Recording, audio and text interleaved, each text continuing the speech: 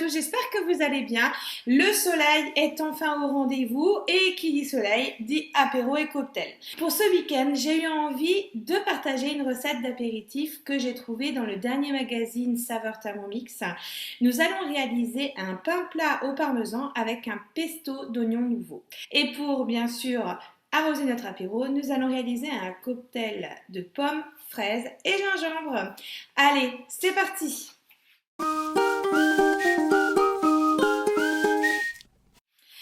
On va commencer par réaliser donc notre pain plat au parmesan et notre pesto d'oignons nouveau. Dans la recette, on vous propose justement de réaliser ce pain plat au parmesan accompagné de menthe fraîche. Alors, j'avais envie de changer. Moi, j'ai pris un bon bouquet de basilic. Maintenant, voilà, variez en fonction de vos goûts. Et là, donc, du coup, je vais mettre dans mon bol mon bouquet entier de basilic. Je rajoute à mon basilic frais qui sent très bon 160 g de parmesan en morceaux. Je pose mon couvercle et mon gobelet et on est parti pour 10 secondes à la vitesse 10. Voilà, mon parmesan est ouvert, il est râpé. Donc c'est le basilic qui a donné la couleur à mon parmesan. Je transvase mon parmesan au basilic dans un récipient et je le réserve. Je vais mettre dans mon bol 250 g d'eau. J'y rajoute un demi-cube de levure boulangère et là je vais faire chauffer mon eau et ma levure fraîche pendant 2 minutes 30 à 37 degrés sur la vitesse 2. Ma levure est activée à 37 degrés et je vais rajouter donc 300 g de farine. J'y rajoute mon parmesan au basilic réservé. Et pour terminer, 20 g d'huile d'olive. Et je programme 3 minutes de pétrissage. Ma pâte est pétrie, je la transvase dans un récipient. S'il vous reste de la pâte collée au couteau, rajoutez un petit peu de farine et utilisez votre fonction turbo. Je n'oublie pas de positionner le gobelet sur le couvercle pour éviter de refaire la déco de ma cuisine. Et là, sur ma fonction turbo, vous voyez qu'on a un petit dessin qui a remplacé la vitesse. À chaque fois que vous aurez un petit cryptogramme, cela voudra dire que la vitesse est déjà intégrée. Donc pour activer la fonction turbo, je tourne d'un cran le sélecteur. L'objectif de cette fonction, c'est de faire tourner nos couteaux à la vitesse maximale pour faire jouer la force centrifuge. Je rappuie sur la fonction turbo pour déverrouiller et là, mes couteaux ont été libérés et à l'aide de la spatule, je vais pouvoir récupérer l'excédent de pâte. Ma pâte est prête, je la recouvre d'un film alimentaire ou d'un torchon humide, très important, jamais de torchon sec, sinon ça va absorber l'humidité de votre pâte. Je vais la laisser reposer pendant une petite demi-heure. Et pendant ce temps, on va faire le pesto d'oignons nouveau. Pour réaliser votre pesto d'oignons nouveau, il vous faudra de l'oignon nouveau. Donc il nous en faut 2. Voilà l'oignon nouveau, ce que c'est vraiment un légume que l'on retrouve sur les étals donc au printemps. C'est vraiment sympa. Pourquoi? Parce que c'est moins fort que l'oignon tel qu'on le connaît. Et d'autre part, sa petite tige verte, elle est vraiment top pour agrémenter vos salades et bien sûr ne pas les jeter. Pour un poisson, pour faire des pestos, c'est vraiment top. Donc gardez bien vos tiges vertes, vous les coupez en fines rondelles et ça fera vraiment un super condiment pour assaisonner vos recettes d'été. Alors du coup, je vais mettre dans mon bol 2 oignons que j'ai coupés et j'ai bien sûr gardé les tiges vertes, une gousse d'ail et là, au choix, un demi-bouquet de menthe ou de basilic. Donc moi, je vais rester sur justement le basilic et je vais mettre un demi-bouquet de basilic. J'ai bien sûr lavé mon bol avant de réaliser le pesto.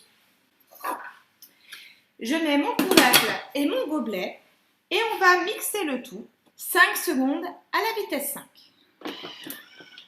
Je racle les parois de mon bol à l'aide de la spatule. J'y rajoute 30 g d'huile d'olive.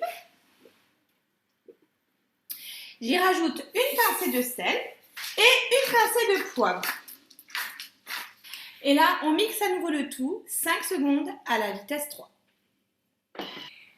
Mon pesto d'oignons nouveau est prêt. Je le réserve au frigo, le temps de cuire mes pains plats au parmesan. La pâte à pain plat est presque prête. Ma demi-heure de pause est presque terminée. Mon pesto est également prêt. Et là, vous savez ce que je vais faire? Je vais préchauffer mon four à 210 degrés et je vais utiliser Paul. Alors Paul, rappelez-vous, c'est le cadeau du moment. C'est notre pierre à pizza. Oui, je vais l'utiliser pour réaliser mes pains plats au parmesan, mais également pour vos pizzas, vos tartes flambées, vos pains, tout ce qui est pâte levée. C'est vraiment topissime pour réaliser tous vos apéritifs du moment et même pâte feuilletée.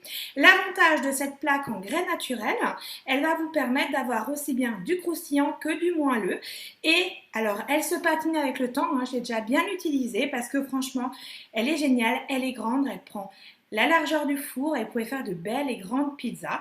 Donc je vais la chauffer à 210 degrés dans le bas de mon four, le temps d'étaler mes pâtes et préparer mes pains plats. Cette plaque vous fait de l'œil? N'oubliez pas, vous avez jusqu'au 13 juin pour la gagner. C'est très simple, pour l'avoir dans votre cuisine, vous réalisez un atelier avec vos amis autour des cocktails et des apéritifs. J'ai plein de recettes à vous faire découvrir et cette pierre est à vous. Alors, contactez-moi.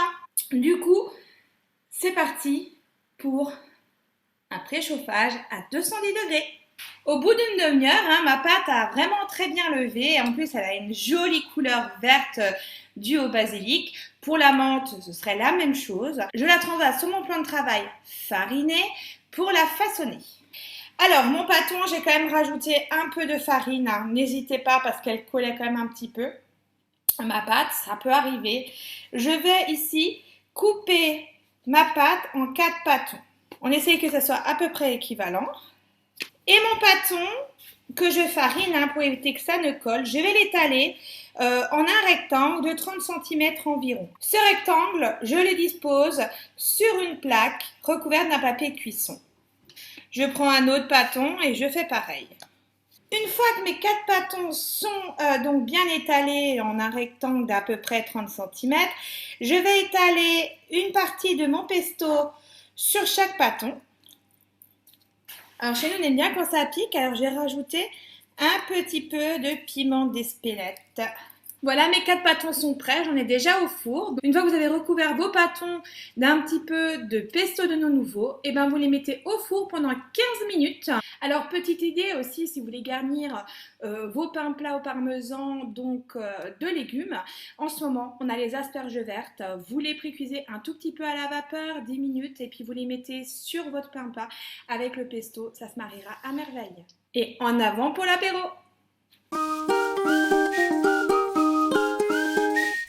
Pendant que nos pains plats cuisent au four, il ne nous reste plus qu'à réaliser le cocktail. Alors aujourd'hui, il est sans alcool. Je suis sûre que vous trouverez un alcool à y rajouter parce que franchement, il est très sympa. C'est la période de la fraise, donc je vous propose de réaliser un cocktail pommes, fraises et gingembre. Alors, il est dans la collection Saint-Valentin sur Cookie Dough. Donc j'ai voulu aujourd'hui vous le partager parce que je le trouve très sympa, notamment en période de la fraise.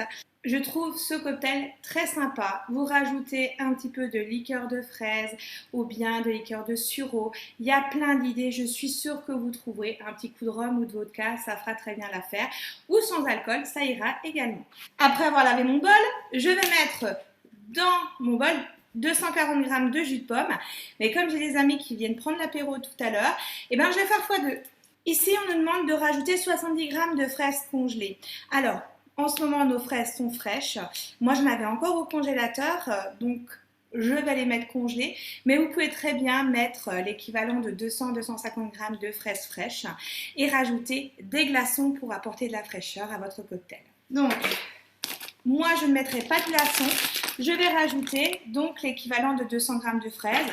Je trouve que ça manque un petit peu de fraises, donc je préfère rajouter encore de la fraise. Vous avez plus de fruits, Donc là, en doublant les quantités, je serai à 140 g de fraises. Moi, j'en remets un peu plus.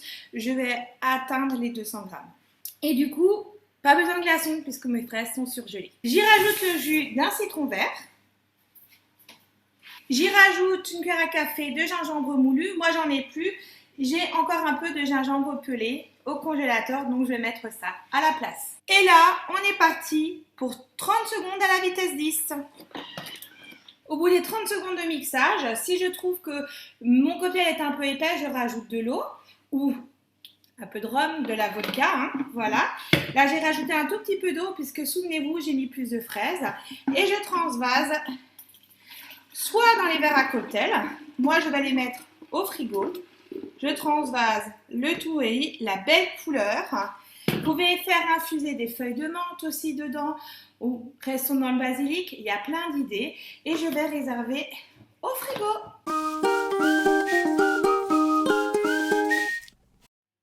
Voilà, mon apéro est prêt, mes amis sont arrivés. Alors, comme je dis toujours, à moi de goûter et à vous de tester. N'oubliez pas de partager vos photos sur le groupe. Et si vous voulez que je vienne vous faire un cours de cuisine VIP chez vous autour des cocktails et des apéros, eh bien, appelez-moi. Je vous souhaite un bon week-end et vous dis à très vite. Au revoir et santé!